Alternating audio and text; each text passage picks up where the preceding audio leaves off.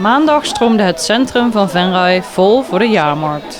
Met een gevarieerd aanbod aan standhouders was er voor iedere bezoeker wel iets te ontdekken. Wij verkopen Optidee en Optidee staat vooral bekend om het geweldige beddengoed en de poetsdoeken. Dus het makkelijk de ramen wassen, super easy. En ik sta samen met een collega hier, dus, en wij vermaken ons hier wel, want het is heerlijk weer. Kids- en damesaccessoires voor jong en oud. Tasjes, sieraden, haaraccessoires, armbandjes, oorbelletjes. Eigenlijk alles wat een meisje, vrouw gelukkig maakt. Wij verkopen retourpakketten. Dat zijn pakketten die nooit op zijn gehaald of verloren zijn of retourgestuurd zijn.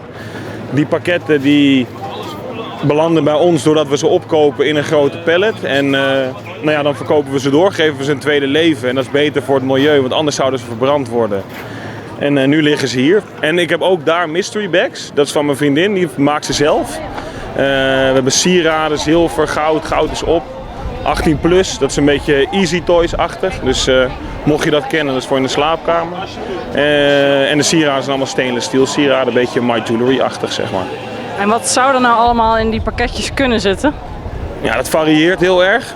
We hebben wel eens AirPods gehad, smartwatches, telefoons, camera's. Maar je hebt ook wel eens gewoon troep ertussen zitten. Of kleding zit er af en toe tussen.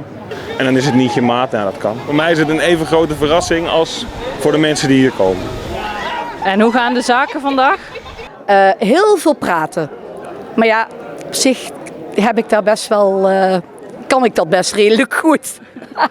Best wel aardig. Venray is altijd heel positief en altijd gezellig. Dus we doen altijd ons best. Prima. Ja, best wel goed. Het is hier net op een hoekje dat je net vervelend staat af en toe met de looproute, maar hoort erbij. Heb je af en toe wel eens. Wat vind je van de sfeer hier op de jaarmarkt? Het loopt gewoon super lekker door. Kijk, het zonnetje schijnt en dat was vanmorgen even niet, dus ik was blij dat ik een jasje aan had, maar heerlijk. Het is perfect weer. De sfeer is altijd erg gezellig. Leuke muziek, volle terrasjes, meestal perfect weer. Dus ja, we mogen eigenlijk niet mopperen.